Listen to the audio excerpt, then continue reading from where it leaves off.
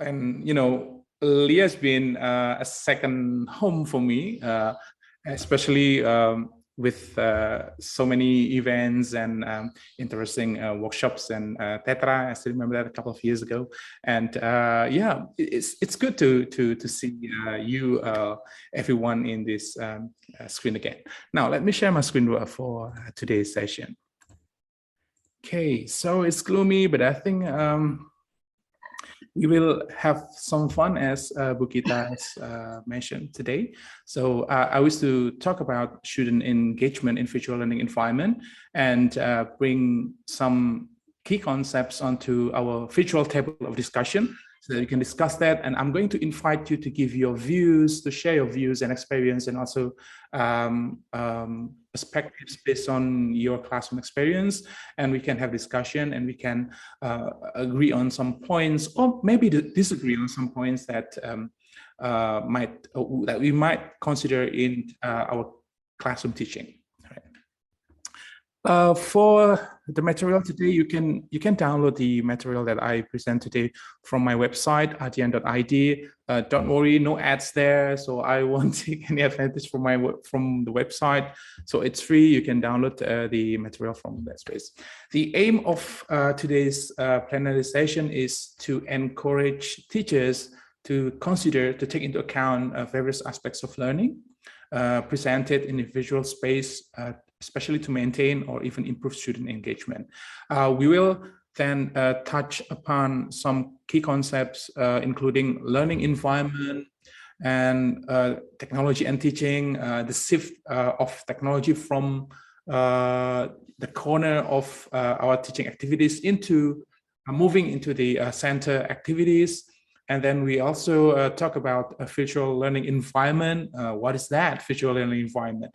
And then the elements of a model of online learning, so that we have, so that we can have something you might focus factors or elements that shape our teaching and learning. And then student engagement, more specifically student engagement in online learning, visual space, and the roles of teachers in online learning.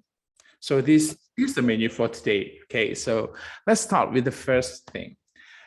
My questions, and this is the reasons why I asked the committee to open the chat feature of this Zoom session today, because I'm going to invite you to give your views. What do you have in mind when I mention this phrase, learning environment? Now, I invite you to write on the chat feature of this Zoom room. Okay, what do you have in mind when you hear this phrase, learning environment? Okay, now you can type anything on the chat. Learning environment. Okay, what is the first thing that comes to your mind when you hear this phrase? Let me open this. Okay, classroom, a place where we learn. Students, yes. Teachers, students, class management, students, classroom. Yep. So we have so many here.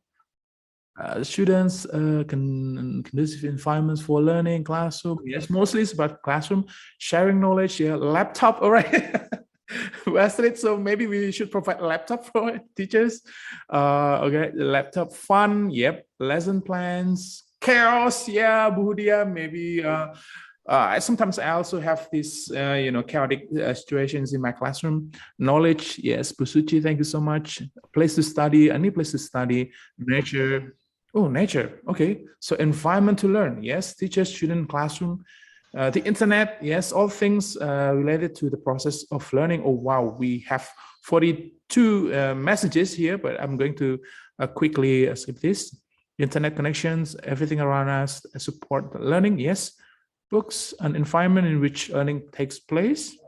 Anywhere. All right. So, Bapak Ibu, you can also see the diverse answer responses from the participants today. Teachers sharing knowledge, assignment, classroom atmosphere, and so on and so on.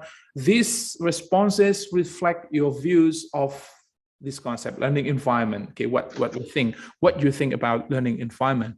Sharing notions, interactive communications, the place, and so on and so on. Right. So, wow, I will not be able to read all of these responses because I have 56 new messages here, but I'm going to close the responses for now on. So you can stop typing now. atmosphere, and so on and so on. But I think most of the responses refer to classroom, okay, physical thing, okay.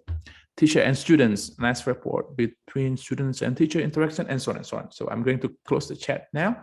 All right, so let's talk about learning environment. So this, in its simplest definitions, as some of you have mentioned in the chat feature of this Zoom room today, it is a space where learning takes place. Okay. If I take this term from the Glossary of Education Reform, it refers to the diverse locations, the context, the cultures where students learn. Okay. But my question is it physical? Does this term refer to classroom or any form?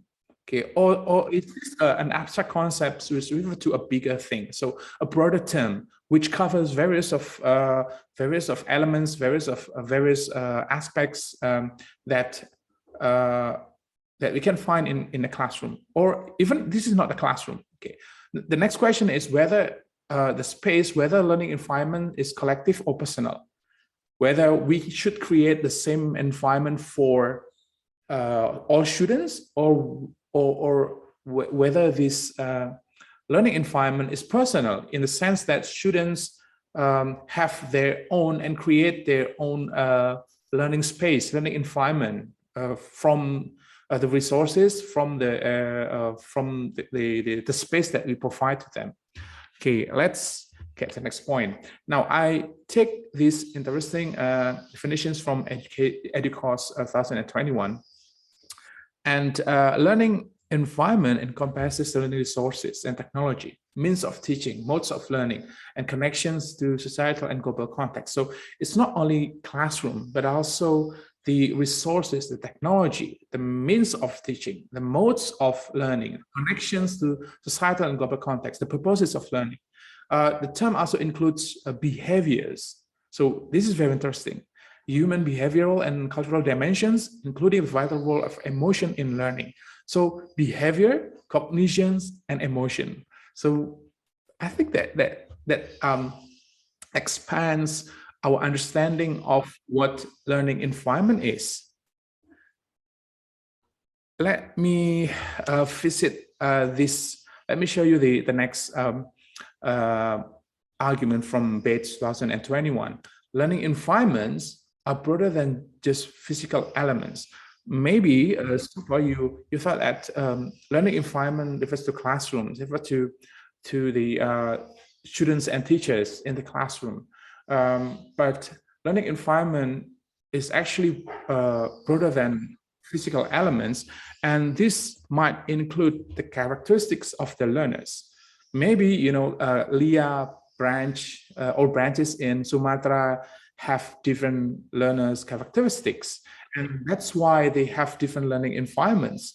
And for that reasons, maybe teachers in that specific place have to present or have to use different methods and strategies for teaching and engaging learners in the classroom, including in a virtual online setting, for example. And then the goals for teaching and learning. As I can understand that perhaps LIA Pusat in the center in Jakarta, they provide a sort of framework, the curriculum, which then has specific goals and purposes for learning.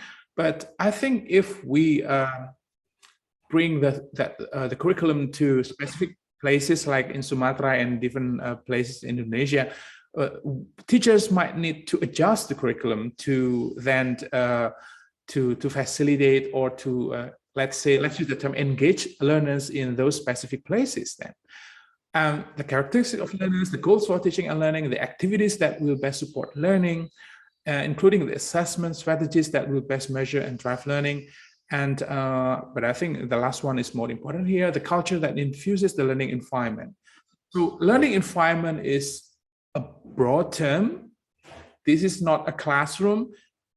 This is not physical things. It's something that is built by the teachers and also by the learners. And well, in my assumption, learners bring this everywhere. Environment is something that is abstract, and then learners will bring this everywhere. as long as we engage them. So they can create a learning environment in Angkot, for example. So they can create a learning environment in their room at home. They can create a learning environment in a football court, in any place, as long as we engage them. So let's now shift our understanding of learning environment, not as a physical thing, but as an abstract thing that students can create everywhere, as long as we engage them. So learning environment is the result of engagement. If we engage them, they will create learning environment. Okay, if we create meaningful interactions with the students, then they will create learning environment. Okay, now let's shift to the next part, the next point. Next questions for Bapak Ibu. Okay, what technologies do you use in teaching? Well, for me, I'm using WhatsApp, I'm using Zoom, sometimes I use Instagram, Twitter sometimes, LMS, Padlet, obviously, because that makes my life easier. And well, sort of many technologies, many softwares and things. Okay, let me open this. All right, any media, any forms. Bapak Ibu, now you can type on the chat feature. What sort of technologies? Canva, yes, I love Canva. Thank you, Bu Suci. Yeah, Canva. Everybody loves Canva. And especially when last week, the institutions gave me free versions of Canva, so I can use this for any purposes. Oh, WhatsApp, YouTube, yes, Google Classroom, Google Form, yes, Google Form is a nice part. Nearport, yes, Kahoot, Woodwall, yes. Slides, all right, so this is a new thing for me. Let me try that. Quizzes, Nearport, well, yeah, oh, Padlet, Mentimeter, yeah, so I think Edmodo, yeah, oh, you use various applications there. Bamboozle, Virtual Ambience, Padlet, and Schoology. All right, so I think you use various apps for your teaching. All right, so I'm going to go to the next part. Thank you very much for your responses. Bu Astrid, I think teachers here are technology minded, so very good, yeah. And that means during the time of, during this pandemic, they can use applications, apps for building engagement with the students. Thank you so much, Bapak Ibu. Now I'm going to show you the next part. Now, technology is moving. Maybe you feel it, maybe you don't feel it, but technology is moving from the corner, from the periphery to the center. If in the past we use technology for supporting classroom teaching, just for example, whiteboard and thing, but not in the actual teaching activities, the core teaching activities, we use that in the form for helping us establish distance educations, for example, in the context of higher educations. But today, because of the advances of technology and also because of the push of global pandemic, the COVID-19 pandemic, which has pushed us to the corner and then pushed us to use all devices or things that we have applications to engage our students. And today, technology has been increasingly influencing the core teaching activities. It's moving to the center. I know you probably don't realize this, but today your teaching uses more technologies, more apps than you ever mentioned before. No, so the shift here is shown by the form and the modes that we use for online teaching and learning. So fully online learning, the blended and hybrid learning mode, open learning or open educations, if in the context of higher educations, and also MOOCs that we have today. I think many institutions, many universities provide MOOC materials for today, and maybe LIA can also create that free learning materials for students all over Indonesia, and that would be great. All right, so technology is shifting, and because of that, we now have virtual learning environment. So if in the beginning of these sessions, I'm encouraging you to think of learning environment, not something that is physical, something that is created by students everywhere. Now we have virtual learning environment facilitated by or mediated by technology, and it's basically learning environment in a virtual space. So using the internet or a system. I have Instagram account, and I believe most of you here in this session today, you also have Instagram account. And I think we have double lives here. So we live in the actual world, the physical world here, but we also have identity in the, in the virtual world. Even Facebook, a couple of months ago, I think, a couple of months ago or weeks ago, actually, they constructed, established a metaverse. And that means maybe in the future, we are going to have a second Ardian in the metaverse, or second Bu Astrid in the metaverse, a second identity. And maybe that means something to our students. And maybe we can have, I don't know, like in the next 5 or 10 years, a virtual classroom in the metaverse in which then students can engage in this simulated world, it's a virtual world. And in this virtual learning environment, we can provide synchronous and asynchronous interactions, with which I think this provide more space for engagement for our students. And if, in the past, students have to visit the classroom to have interaction with the teachers, even though this is the pandemic, and then we cannot have this offline class, face-to-face interactions with our students. But then we have a new opportunity coming here, and that is to have asynchronous interactions with our students through a Zoom platform. We still can provide synchronous interactions, but we can also use LMS, we can also use system, we can use Instagram, we can use other various applications, which then for synchronous interaction with our students.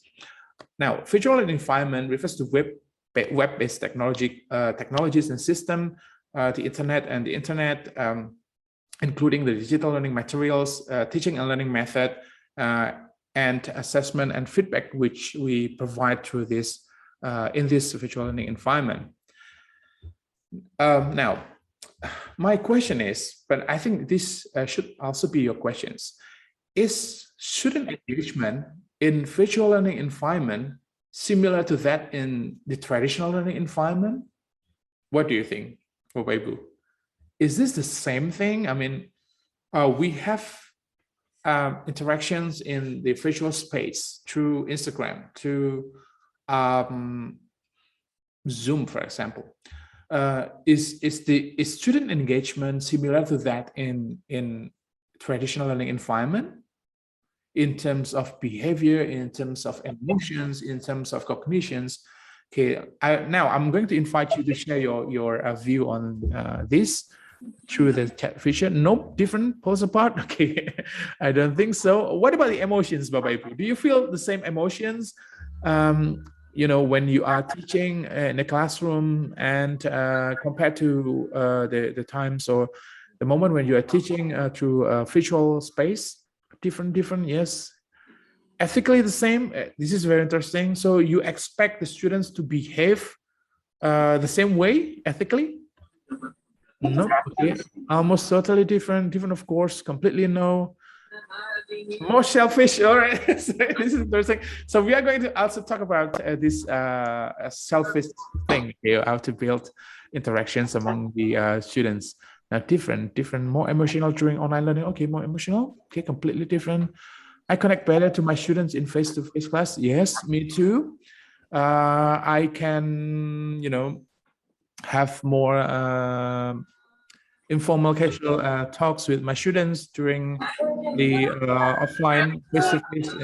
Lack of student talk, right? So yeah, I know lack of student talk. This is one of the problems that I also encounter in my class.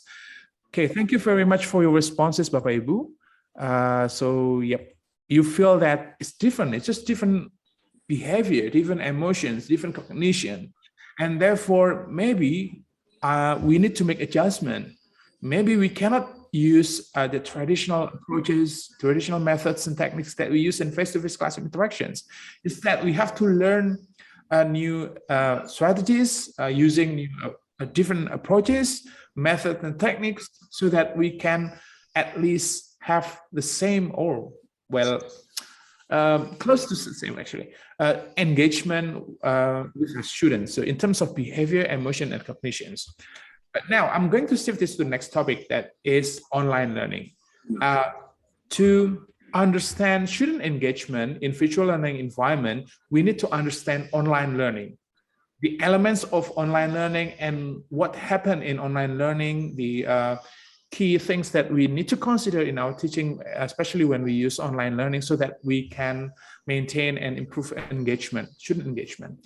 So the question is, what constitutes online learning? What are the elements? How the elements shape learning? Okay, for addressing this topic, I use this model, the online learning model from CSU, because this is very interesting, the online learning provided, which consists of 7 elements. Okay. Learning communities, interaction between students, teacher presence, interactions with the professions or the purposes. So because this is for a professional purposes, so I adjust this part to be the interaction with the purposes of learning, flexible and adaptive learning, and interactive resources and assessment. So based on this model, online learning consists of 7 elements, which I think should, which we should consider in our teaching and using online platform. Now, let's talk about the first element, that is learning communities. Bapak Ibu, when students attend our online class, they attend that as an individual, but they form a community, that is a community of learning community. And research has shown that feeling part of and actively contributing to a learning community directly linked to students' motivations and resilience. So that means if we involve them in online activities and ask them, to invite them to contribute to activities or to any sharing resources, for example, they will feel that they're part of the community and contribute to the motivations and resilience. And as Wenger has explained based on his research, being social is a central part of human experience, and therefore knowledge is contextual, so knowledge is active, and learning can be meaningful if we provide this opportunity for the students to create a community so that they feel that they're part of the community. Now, technology, as we have discussed previously, has influenced how we conduct our classroom teaching experience. Has influenced how communities are formed and ways in which members interact. And in this sense, in this case, social presence is seen as an important aspect here.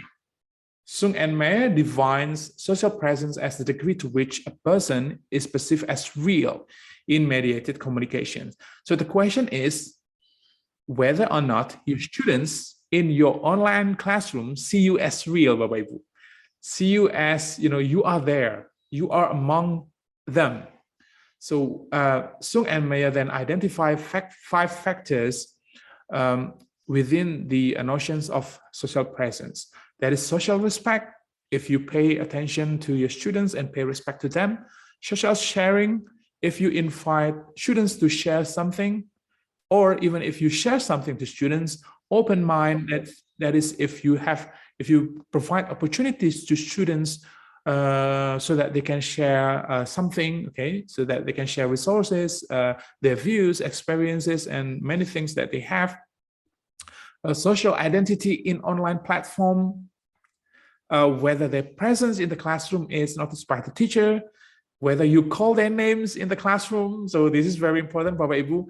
I know that we cannot see, we cannot see students in virtual classroom, but it is very important for you to acknowledge them and to see them as individuals, even though they attend this as, as learning communities. And intimacy. Now, can online learning build and sustain a sense of community at levels that are comparable to face-to-face classrooms? So you are going to answer that. Now, the learning communities, these are the strategies that we can employ for establishing the learning community elements. For example, we can create smaller subgroups within large groups, facilitated by a teacher who guides community building. So we encourage them to interact, and then providing orientation, socializations, and personalizations of the online environment prior to learning activities. We can show them what we can provide in the online environment so that they can personalize their learning, for especially the resources that we can share with them. And we can provide opportunities to our students to contribute and share resources. For example, using Twitter, Instagram, shared bookmarking, and so on and so on. Okay. All right, let me open the chat feature here. All right, so the next element is interaction between students. So the first is learning communities. This refers to the fact that students form a community in online platform. Okay, and the second is interaction between students. In online learning, we should always provide opportunities for students to interact among them. So interaction between students. Online learning should allow interactions between students in the learning community. So this is inside the learning community. They form a learning community, and then in the learning community, we provide opportunities for students to interact, to build interactions. And therefore, we need to design design cooperative and collaborative learning activities, which then provide them opportunities to interact with fellow students. These learning activities may be conducted synchronously or asynchronously. You can use Zoom for synchronous interaction with your students. Don't forget that when you use a synchronous system, you should also provide opportunities for students to have interactions between them. And you can do this by the following strategies or techniques. Discussions, for example, you can provide opportunities for discussions that allow students to share experiences, knowledge, and perspectives. Peer-to-peer teaching and learning activities. So you can invite students who are having a better competence to share what they know with their fellow students, building interaction with students, collaborative project, for examples. You can also ask them to create reflective journals, including videos and audio blogs, allowing peer comments and feedback. So inviting students to give comments to other students' works, cooperative inquiry-based or problem-based learning activities. And you can also create a project, co-creation project of authentic learning products. This is what I commonly do with my students. So I invite my students to create a product, and in which in the process, I invite them to work together, to collaborations, and to for mediating the interaction between students. Now, the third is teacher presence. Bapak Ibu, now I'm going to ask you a question using the chat feature. Do you feel that you are in the room when you are teaching? Do you feel that you are present for the students when you are teaching online? Yes, okay. Yes, that's good. So you think you are present for the students? You are there for the students? Okay. Yes, yes, yes. Now, let me turn the table around. Do you think your students feel your presence? Okay. Sometimes no, physically yes. Okay. Do you think your students feel your presence? Or do you think your students or your students are missing somewhere? Definitely, they call whenever they have problems or do not understand. Yes, if my student respond yes. Yep, I think so. Yeah, I think one of the challenges of teaching online during this pandemic especially is this presence, whether our students feel our presence and whether we as teachers feel the students' presence. Maybe you can ask your students to turn on the cam, but in my case, I often encounter this problem where many students turn off their cam, and I cannot feel that they are there. It feels like I'm a radio broadcaster or something, and it's quite challenging actually, not only for the students but also for the teachers. Now, teacher presence is one key elements of online learning that we should consider in our teaching, especially in the virtual space. Do students feel that the teacher is present in the virtual learning environment? So we must then, through the interactions, through the interaction with students, we have to make students feel that we are there for them. Visually, synchronously, or even asynchronously. Simple thing like we put photo of ourselves in the LMS or in the system, that is a sign that we want our students to feel our presence in the system, in the virtual learning environment. So research has shown that students respond very positively to subjects in which they feel that their learning is being supported, guided by a teacher, rather than feeling that they are being expected to study alone. So the role of teachers here remains critical. The role of teacher remains critical in online setting. Teacher presence within the online model, however, focuses specifically on the immediacy and visibility of the teacher. But when I use this term visibility, it doesn't mean that I have to be present physically. But visibility can mean photos, can mean my voice, my recorded voice, my support through WhatsApp, for example, my responses and comments and feedback for their works, and things that can make them feel that I'm present, I'm here for them, I'm in the space for them, and including immediacy. Immediacy is like you provide responses quickly. If they give you questions, and then you can respond the questions as quickly, as fast as you can, and that would be a great thing to do, showing your presence in the virtual space.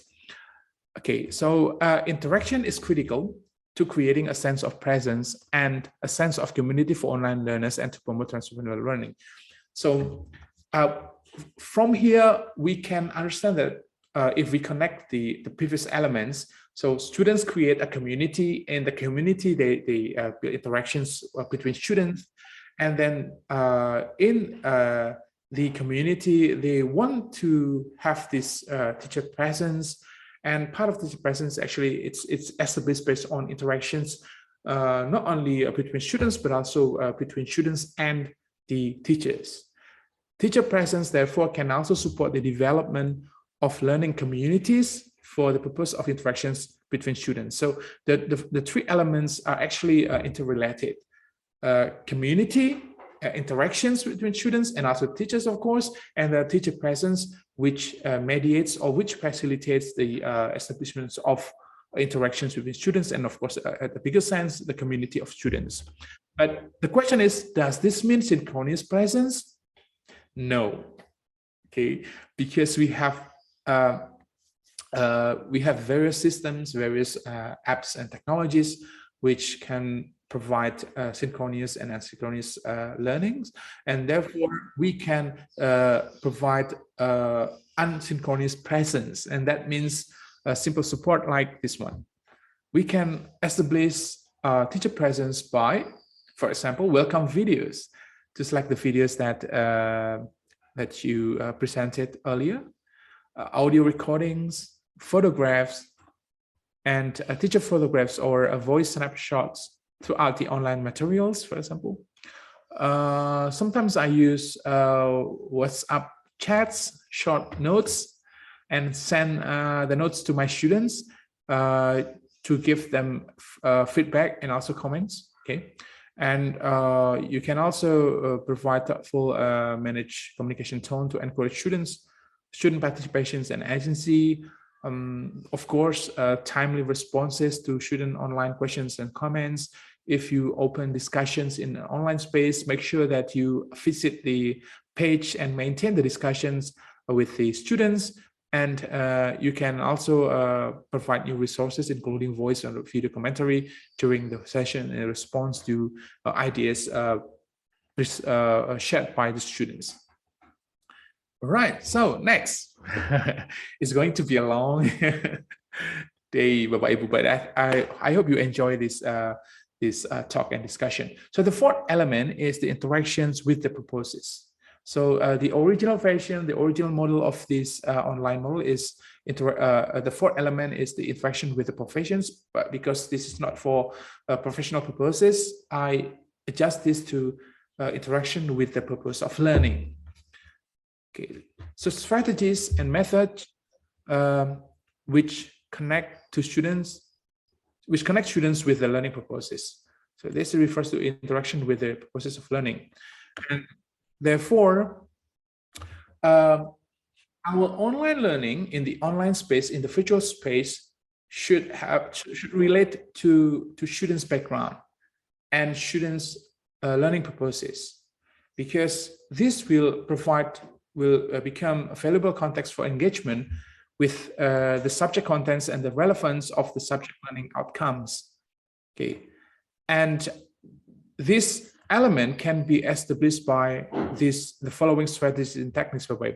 First is we can provide case studies that highlight context through rich media. For example, you can create case studies asking your students to do the project. Okay. Or you can invite guest online lectures. If in my case in higher education, we usually do that by professional practitioners, and maybe in LIA you can also invite a professional, especially for classes or courses for professionals. Okay, you can invite managers to talk about management. You can invite directors to talk about, to have discussion with the students, professional students, and that sort of thing. So that will build interaction with the purposes of learning of our students. We can also provide authentic assessment tasks, and which assessment tasks requiring students to draw on and reflecting on their experience and knowledge, including online role plays and simulations, for example, online mentoring and professional networking. This can also establish interactions between students, and video conference connection to sites of practice. Okay, I think immersing the students in the authentic environment will also be beneficial for our students. So placing them in an actual authentic environment. Let me open the chat feature of this today. Okay, so from Buratna here, right? The naughty ones have many reasons for not opening the cams. Yes, I agree with that. So use Flipgrid to create an introduction video and let the student respond. Very interesting. Yes, thank you so much for the responses, Bapak Ibu. Now, next point, the fifth element, that is the flexible and adaptive learning. Because virtual learning environments provides us with two modes of learning, synchronous learning and asynchronous learning. And for that reasons, our learning should be flexible and adaptive. And learning should be tailored to meet students' needs and personalized, and teachers should provide personalized support. We should understand that students form a community, and we then see our students as one community, but at the same time, we should also see them as individuals. Okay, we should then provide feedback based on based on individual competency, based on individual progress and learning progress and so on. And the timing and mode of engagement in this element should be flexible, allowing students to progress to a course at their own pace. I know this might be challenging in face-to-face interactions, but I think in the online system, in the virtual learning environment, this is more possible and this is doable. Students then can select their own pace and learning and select materials, and we then can see whether they are progressing or not, and provide feedback and also materials based on their progress. So this element can be established by, we can do this, okay, we can create and design subject and course based on data drawn from students and teachers, peer feedback, research, and learning analytics. And we can make adaptations of learning strategies and resources informed by data. In the online system, we can provide dashboards that provide feedback to students, especially on their learning strategies, flexible and adaptive lessons, subject and course design, providing individualized pathways based on demonstrations of knowledge and skills. So they are progressing based on their knowledge and skills. And we can provide flexibility in assessment, providing opportunities for students to build on their specific discipline knowledge or professional expertise. So that are some methods or techniques or strategies that we can use for supporting this fifth element, that is flexible and adaptive learning. Now, the sixth is interactive resources.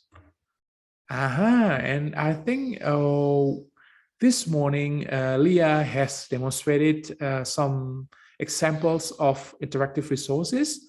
We use the Zoom and the chat feature, and I invite you to give comments and responses.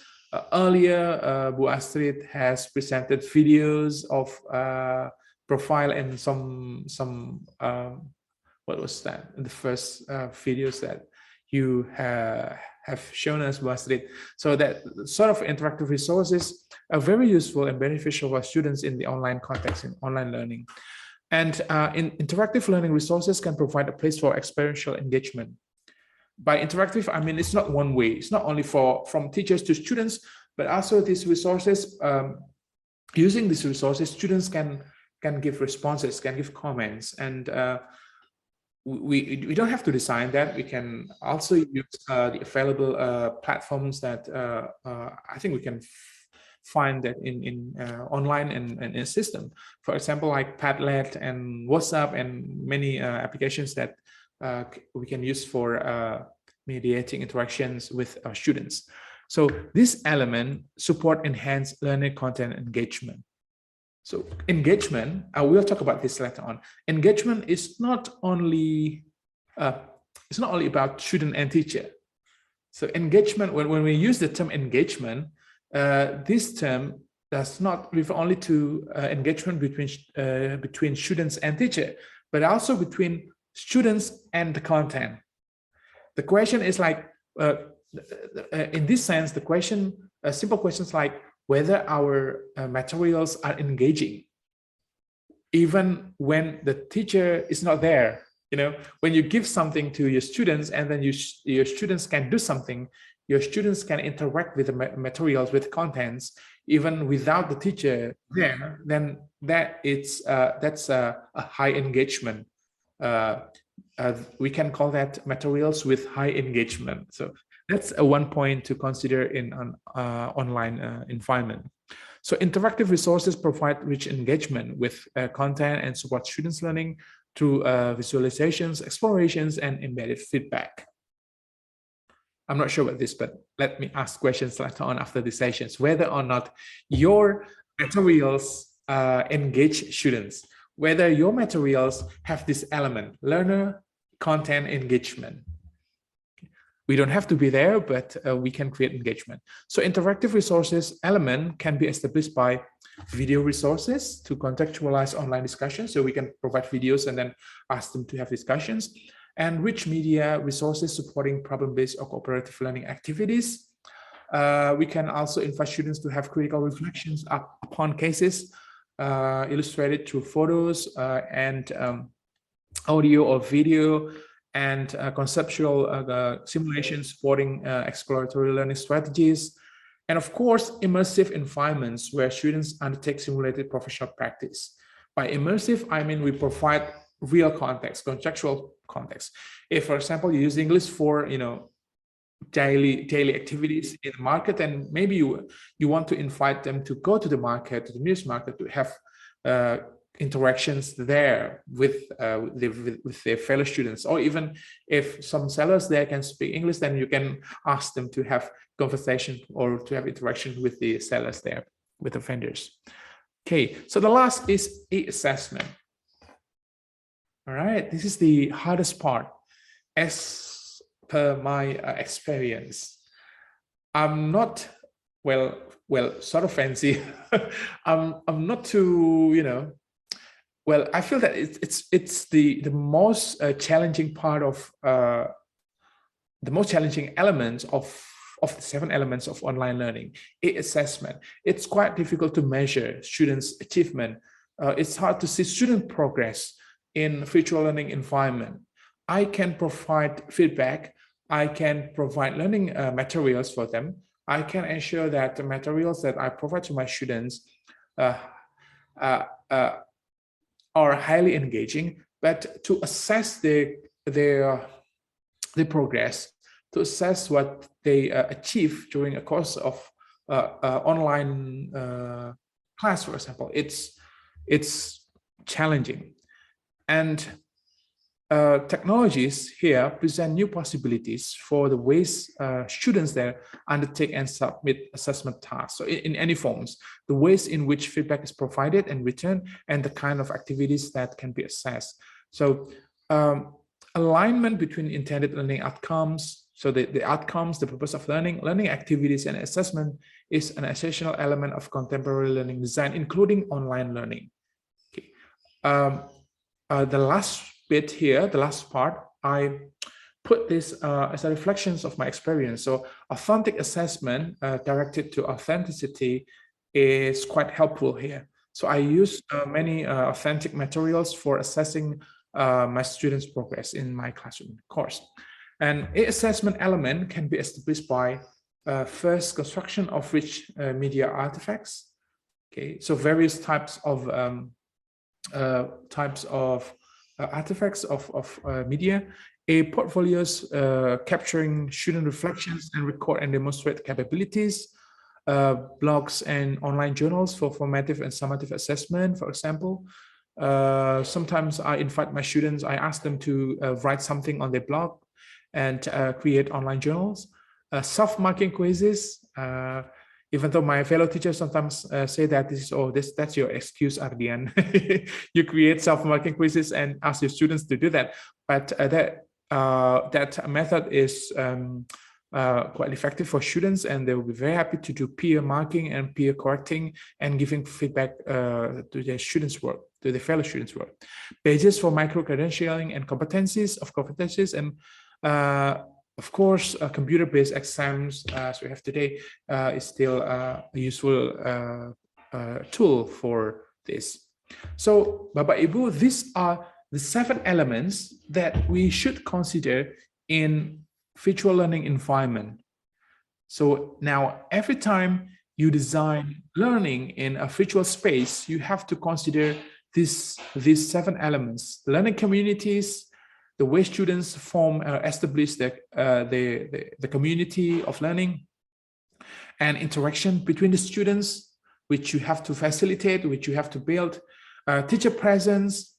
You have to make students feel your presence in the online system, interaction with the professions or interaction with the purpose of learning, flexible and adaptive learning, providing that means providing students opportunities to follow your learning, to follow the teaching and learning activities that you provide through the virtual learning platform, interactive resources which have high engagement. So even though you are not there, whether your material are engaging. And last is assessment. Okay, so let's now jump to the next point, that is student engagement. So from here, we've got an understanding that online learning has 7 elements, and we have to consider these 7 elements in our online class, in our online learning, okay, learning that we provide for our students. Student engagement. What is engagement anyway? Now, if I take, if we based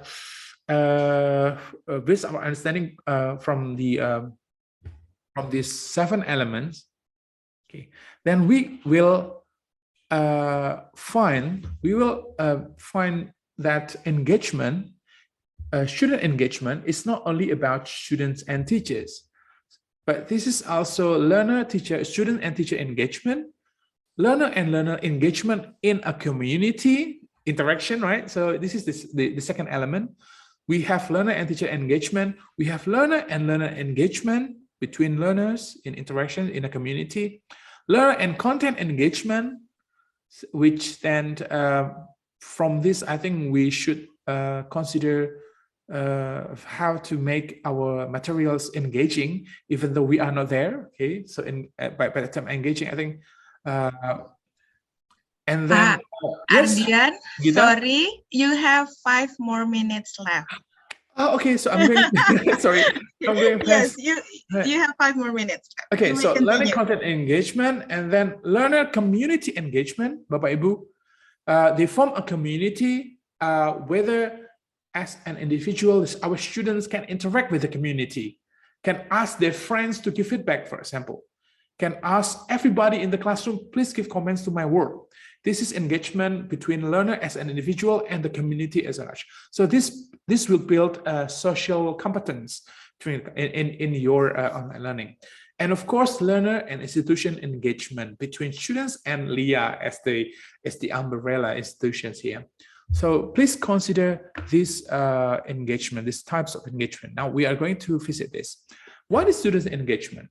When I was invited by Bu Astrid, it's supposed to be my holiday time, but I cannot say no to Bu Astrid.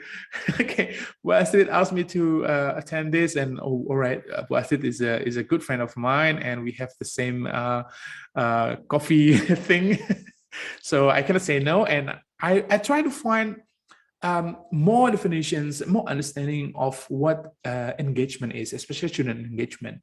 And I come to the idea that, to the understanding that these definitions has been difficult to pin down. So people have different opinions. And from the cognition studies, from the cognitive researchers, they use the word engagement, while in cultural or in humanities space and sociocultural researchers, they use the term participation. So they use the different terms here, but they refer to the same thing. That is engagement, and sometimes they call it participation. I will take some examples here. According to Stovall, engagement is a combination of students' time on task and their willingness to participate in activities. So in this case, engagement can be valued or can be measured by their time, the time that they dedicate to tasks, and their willingness to participate in activities that we provide in online learning environment. But according to Cross and Coates, it's the quality of efforts of students themselves that they devote to educational purpose activities. So the quality, which then including the outcomes, high grades, student satisfaction, and perseverance, and so on. Now, Conrad and Donaldson provide different view here. Student engagement is similar to involvement. If we involve students in activity, and that means student engagement, which is pretty simple, I think. This is too simplistic, I think. Okay, I'm going to skip this because this is going to be long. I only have 5 minutes, and I'm going to skip the next part. But as you can see, Bapak Ibu, student engagement stems from this term, engaged learning.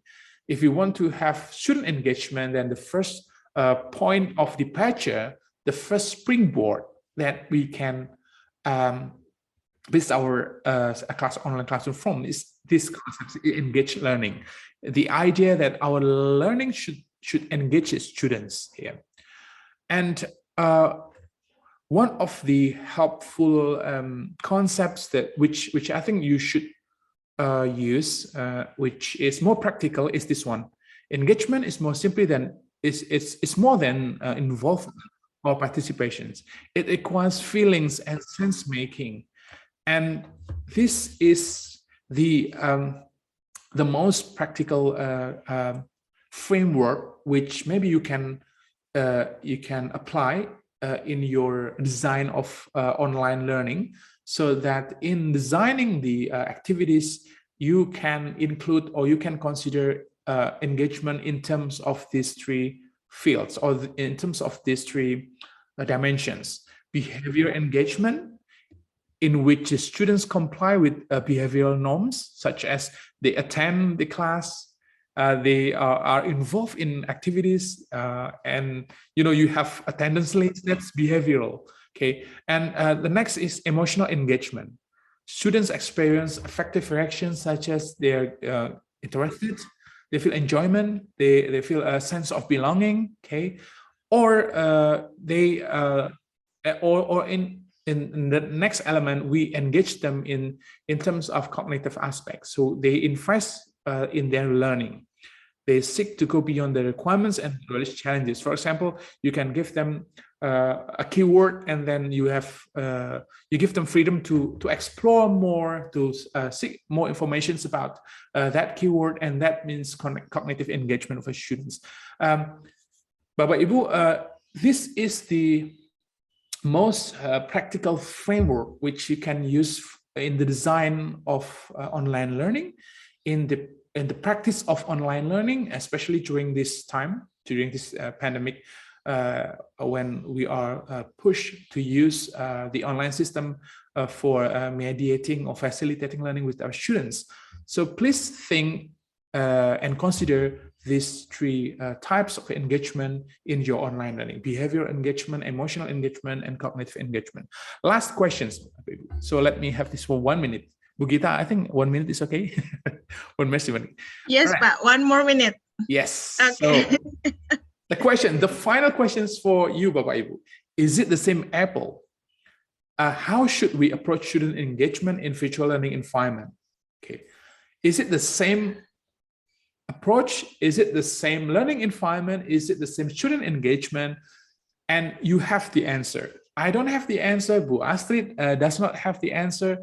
You have the answer because you have to personalize it based on your understanding of what learning environment is, what virtual learning environment is, the elements of online learning that we have discussed, okay, community and interaction with students, and the 7 elements of online learning, and your understanding of student engagement and student engagement in virtual space that we have discussed in this plenary talk. Then you have to personalize your answer to these questions. Maybe teachers in Sumatra, you have different answers. You can also take into account your facilities, your platforms, your availability, and you then can answer the question of whether you have the same apple, whether you can use the same strategies, the same approach for your for building and maintaining student engagement in virtual learning environment.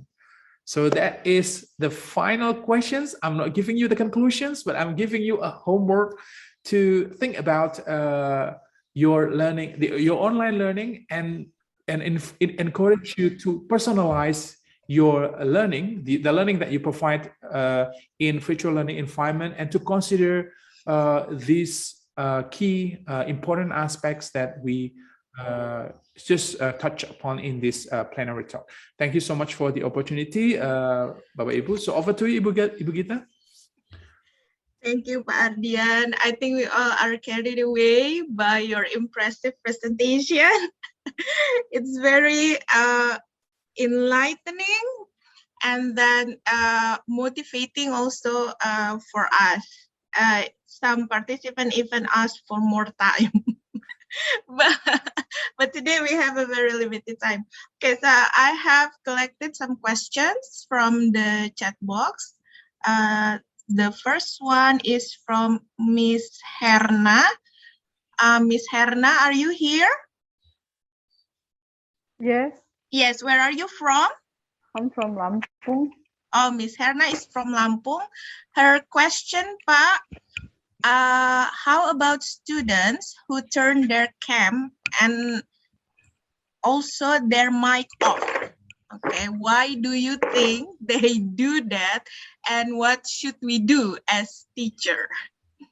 Yeah, thank you for the questions, Ibu. Now, I have two answers for that. The first is I cannot accept that. If in the first case, if let's say I assume that everybody has the same internet connection, good internet connection, I cannot take that act. Okay. And the second is a couple of months ago, I think I just realized that most of my students they do not have these laptops. Sometimes, I think many of their laptops are not working properly, and they also do not have good support of internet connection, and that means if they use the cam, they might lose their they might have a low quality of the streaming. So in that case, I can take that. I mean, well, we just need to clarify with students why they turn off their cam, and I think they will give us explanations for that. If you think, if you think you can take these situations, then I think that's okay for the learners. I know it would be very challenging for the teachers, yeah, but if the students are turning off their cam, but I think, well, no choices for children. Okay. What do you usually do, Pak, to encourage them? Yeah, I call their names. Okay, I call their names and make sure that in synchronous interactions they are there for the interactions, but for the especially for the synchronous interactions, yeah, I call their names and I build interaction with my students. But it doesn't mean that they have to turn on their cam. But for asynchronous interactions with my students, I invite them to get feedback. I do not give punishment. I give them reward like badges. So if you give to your friends, the system will give you these badges, and that means you are experienced something like that. So it's like more rewarding for students. And by doing that, students will be more motivated to get involved in learning activities. Okay, thank you, Pak Ardian, for the answer. Okay, let's continue. This one is from Slido. Actually, it is a very interesting question, but it is anonymous. So if you are still here and ask the question, please say something to the mic, okay? Okay. Because we also like to know who asked this question. The question is, do you recommend teachers to interact and engage with their students outside the class in order to maintain the good teacher-student relationship? Yeah. It's very tricky, right? Yeah, it's tricky, Bapak Ibu, yes. It depends on your availability, Bapak Ibu. And don't forget, you have to consider your mental health. Yes. So who asked this question? Raise your hand, please. Having break is part of productivity, Bapak Ibu. Having break is part of productivity. In high engagement does not refer to, you have to engage students 24 hours in a day. No, you also have to give them opportunities to reflect, to think about what they have learned, and that means that is also a break for you. So for me, yes, I also provide a space for my students to call me and to contact me, to send me messages, to text me outside the classroom hours. But sometimes I only respond that when I am available, because I have so many things to do. But I always try my best to be present for them. And it depends on your situations and depends on your availability, Bapak Ibu. As long as maybe you can respond by saying, sebentar ya, Bapak lagi something, I'm on my way, I'm doing something else. I'll send you the response when I'm available. Biasanya itu yang saya lakukan, Bapak Ibu. Saya sedang ngajar ya, sebentar lagi saya balas pesannya, hanya untuk memberikan respon seperti itu.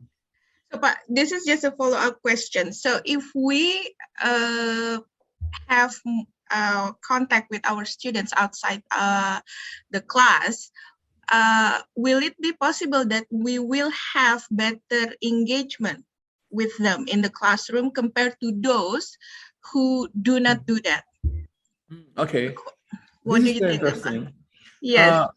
Okay, so I might have high emotional engagement with my students because I went to bakso a couple of times with them, but Yeah. that does not mean I have a high cognitive engagement. Okay, because sometimes they feel that they are close to me, and they can have, we can have lunch together, we can have coffee together. But when I ask them to cognitively engage with the materials, like, they pay attention to that. So maybe our struggle is, what we have to do as a teacher is that we have to maintain the three types of engagement. We have to make sure that we are close emotionally. We can be friends, teachers and students, but don't forget that you have to attend my class, because you have to attend my class, because if you don't, then you have these consequences because of the rules and regulations of the institutions. If you, for example, if you don't engage yourself cognitively and learn the materials and making progress during the course of the program, for example, then I don't have anything to measure. Then I can give you D for that. So it's just a different thing, Bugita. So behavioral engagement, emotional engagement, and cognitive engagement. But hopefully we can integrate the three elements.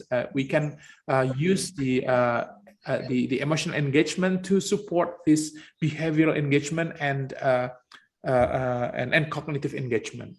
Jadi kita lebih dekat, and then we can say, Bu, ya kalau masuk kelas itu ya tepat waktu toh. That's what I do. Kalau udah dekat itu lebih mudah untuk easier for us to say something and as a friend to our students. Yes.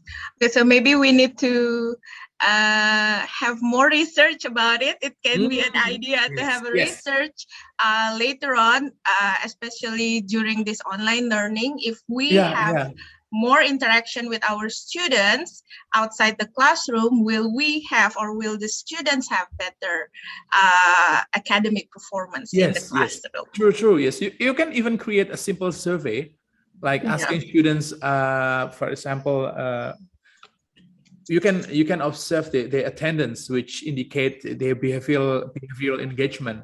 And then you can ask them questions about whether you are feeling close to your teachers, which reflect their feeling of emotional engagement. Okay, and then you can see their score, which show their cognitive engagement, and see how this comes into play. Comes into play. Very interesting. Okay, so the one who asked the question already admit himself. His name is Pak Agus from LIA Galaxy. Thank you, Pak Agus. Thank you so much. Thank you, Pak Ardian. Yes. Thank you, Pak Agus. Yeah, welcome. Okay, so since we have a very limited time, I think one more question. Okay. Okay, so sorry, it's breaking. Okay, this one is from Miss Rani. What rewards do you usually give to your students who obey the rules? For example, turn on their video, being active. What kind of rewards? I don't give them money. Obviously, I won't give them money. But anyway, it's always reward, and that's the reward is always specific to one person. And funny thing is, sometimes I make I just give them a little surprise. I ask them, could you please give me your address, and then I'll send you something like, small thing like cookies and to their kos-kosan, and then we're very happy for that. But a simple thing, a very simple thing. It doesn't have to be expensive, Bapak Ibu, dan tidak harus. It doesn't have to be food. It doesn't have to be things. It doesn't have to be pricey, expensive things like that. So you can give them attention. You can call their names. You can acknowledge their presence. You can, for example, compliment their background, and you can just give them simple, easy things, and they will be very happy. But I think it's not about the gift, but it's about how we appreciate their involvement in learning, and that's, I think, the most important part of our learning. Okay, so I think that will close our session. Yes. The last question. And thank you once again, Pak Ardian, for inspiring Pleasure is us mine, Bu Gita. and sharing your experience and then tips and tricks. So now we know that we can interact with our student outside the classroom, but it's optional. So thank you so much.